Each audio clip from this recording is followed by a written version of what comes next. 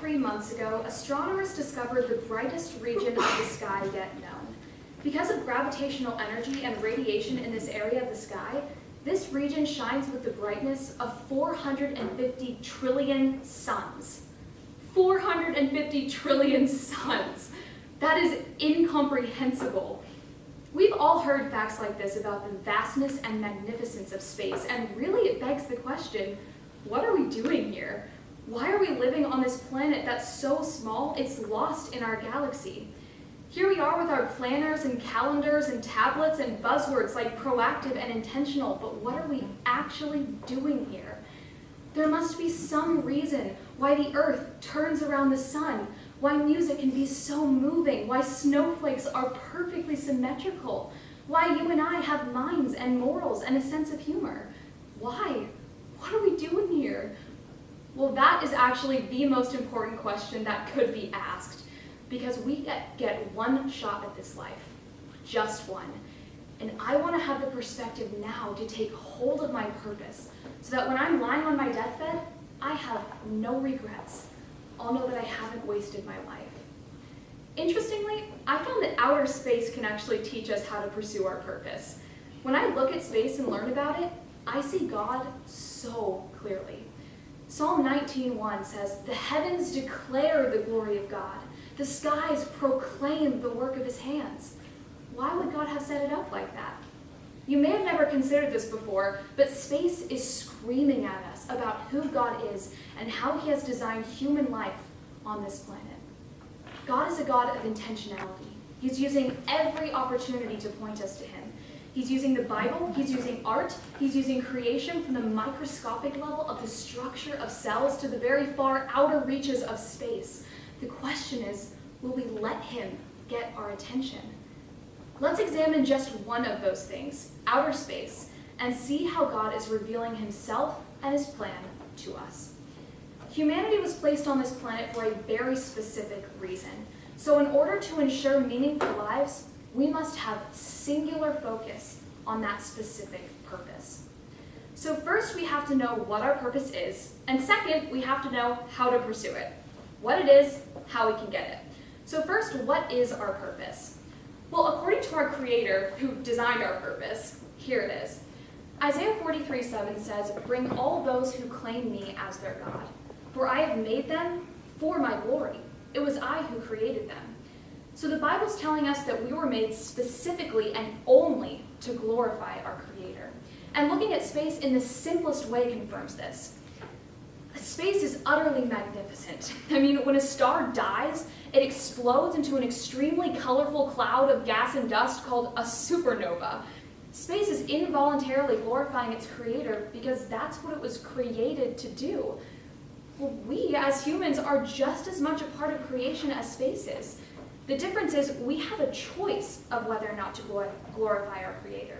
But the reality is, that's what we were made to do, just like that's what a supernova was made to do. Now, what does it look like when we're truly pursuing our purpose of glorifying God? Well, it's a well-known astronomical fact that planets are only visible because they reflect the light of the star around which they orbit. So the brighter the star, the brighter the planet. This is a fantastic parallel to our own lives.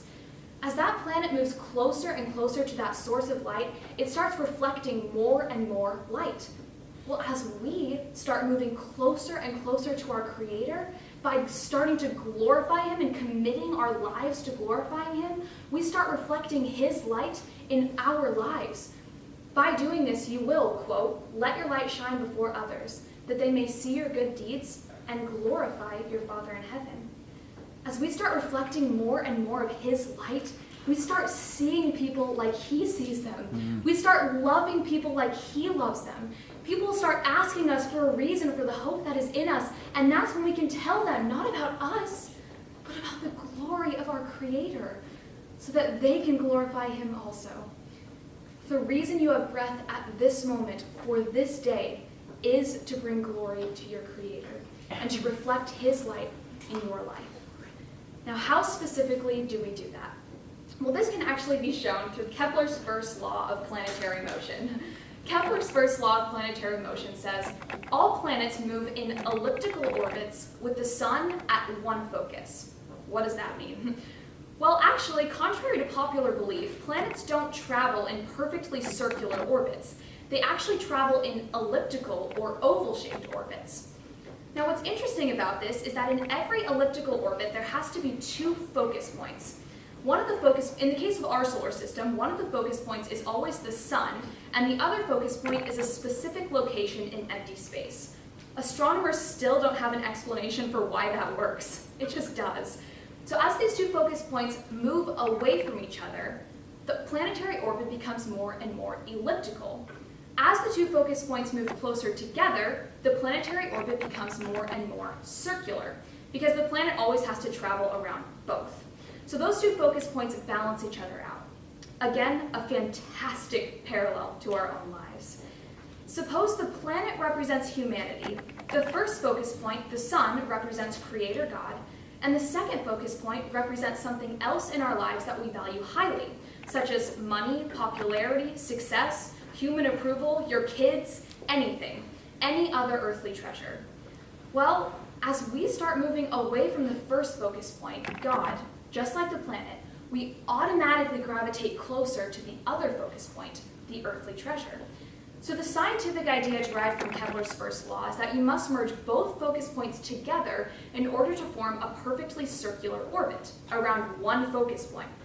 The philosophical idea derived from Kepler's first law is that we must merge both God and whatever other earthly treasure we have together in order to form a perfectly circular orbit around Him and Him only.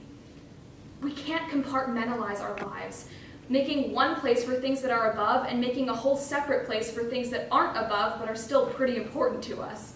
No, our material lives have to be completely merged with our purpose. We have to completely surrender anything else to our all-consuming purpose of glorifying our Creator. C.S. Lewis says in his sermon, The Weight of Glory, we're half-hearted creatures, fooling about with drink and sex and ambition when we are offered infinite joy. It's like an ignorant child who wants to go on making mud pies in a slum because he cannot imagine what is meant by the offer of a holiday at the sea. We are far too easily pleased.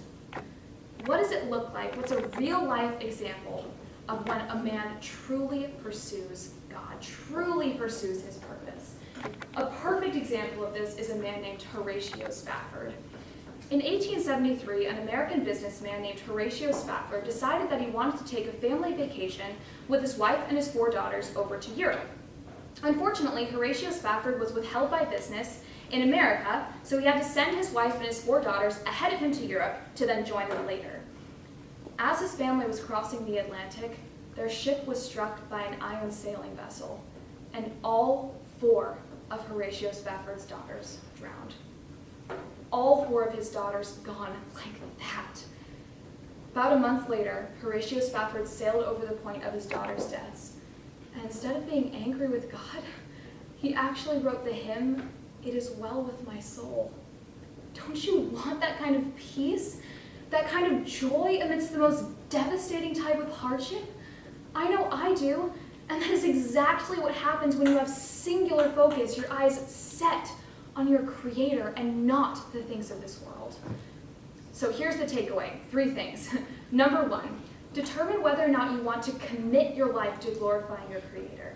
It is sacrificial, but I promise you it will be worth it in the end. Number 2, figure out what other focus points you have in your life and merge them and surrender them to your new all-consuming purpose of glorifying your Creator.